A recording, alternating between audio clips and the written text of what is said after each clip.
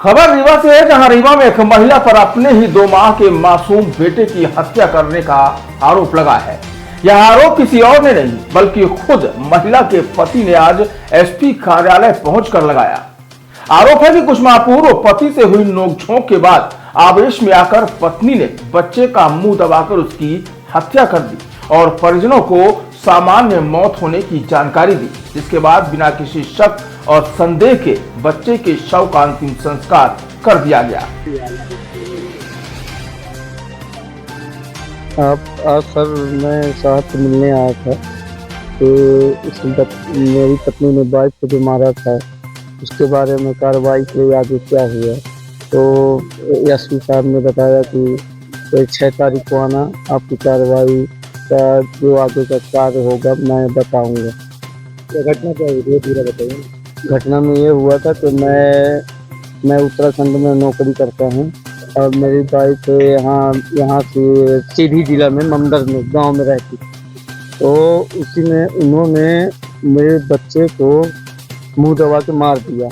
तो उसी समय ठंड का मौसम था, तो उसने बोला कि ठंड की वजह से बच्चा मर गया।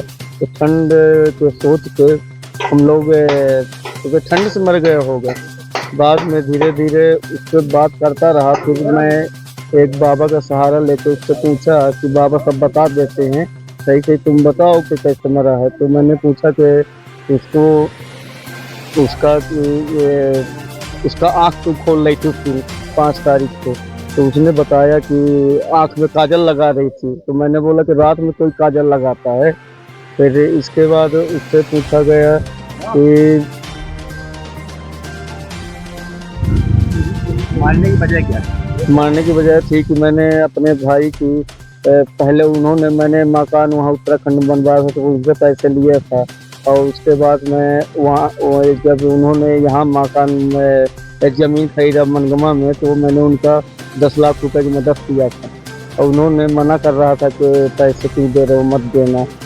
तो मैंने कहा कि मदद पहले कर रखा वो किया था, तो मेरा भी अधिकार बनता कि मेरा भी कर्तव्य बनता है उसके भाई की मदद कर रही हूँ। जी जी जी जाना करते हैं। ये 2.5 महीने बाद बच्ची की 10 लाख को भी निकलाया गया। जी जी, तो उसमें FSL की टीम आई थी और उसमें PI साहब और ASDO की तहसीलदार SDM ये सब उपस्थित रहे। अभी तक जांच पूरी नहीं हुई। अभी जांच सैंपलिंग हुई, बाइक सैंपलिंग हुई तो उसमें सिद्ध हो गया है और DNA भी सिद्ध हो गया है। अब तक अब मैं चाहता हूँ कि उस आरोपी को सजा दिया जाए। महिला अभी मायके में है, प्रिया गुप्ता, अब नहीं आती। उसी दिन चली गई। उसी दिन 2 साल हो गए। हाँ 2 साल हो गए। मेरा नाम प्रकाश गुप्ता। बच्ची के नाम पे? बच्चे का नाम है लक्ष्य गुप्ता, उधर गुप्ता। लेकिन कुछ ही महीने बाद पति को शंका होने पर जब उसने पत्नी से फोन पर बातचीत की तो पत्नी ने अपना गुनाह कबूल कर लिया। पति ने फिलहाल पत्नी से हुई बातचीत का रिकॉर्डिंग सबूत के तौर पर पुलिस के समक्ष पेश किया है और पत्नी पर 2 माह के बच्चे की हत्या का आरोप लगाते हुए कार्रवाई की मांग की है।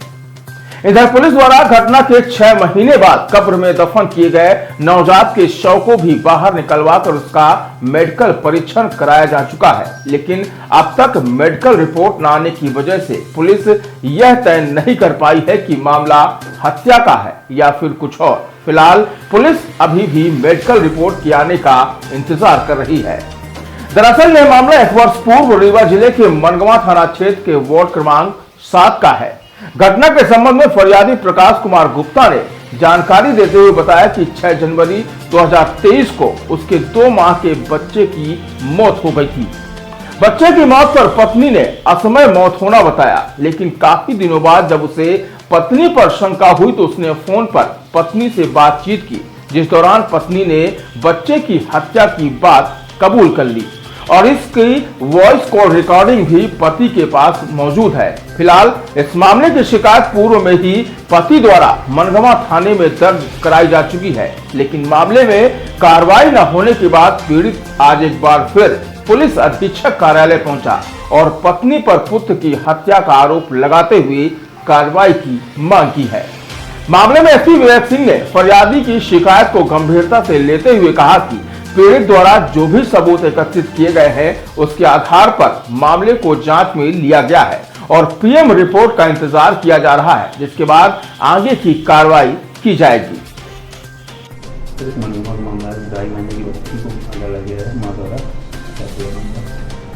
अभी एक परिजन आए थे, उनका कहना था कि उनकी पत्नी ने उनकी बच्चे को गला दबा के मारा है और जिसका प्रमाण उनके पास इस प्रकार से है कि उनसे जब फ़ोन पे वो बातचीत कर रहे थे तो उसने उस चीज़ पे उसने कबूला है और जिसके आधार पे वो पुलिस से कार्रवाई की अपेक्षा कर रहे हैं और जिसमें फिर हमने विधिक अभिमत इसमें लिया है और साथ ही साथ उसकी रिपोर्ट के लिए हमने लैब में भेजा है और जो पीएम रिपोर्ट है सारी चीज़ें हमने जानकारी के लिए भेजा हुआ है और वहाँ से भी हमको कुछ ओपिनियन मिलना है और उसके आधार पर हम इसमें अग्रिम कार्रवाई इसमें कर सकते हैं। तो जो लीगल है और जो साइंटिफिक है दोनों चीज़ को मिला के इसमें अग्रिम कार्रवाई हो पाएगी इसमें।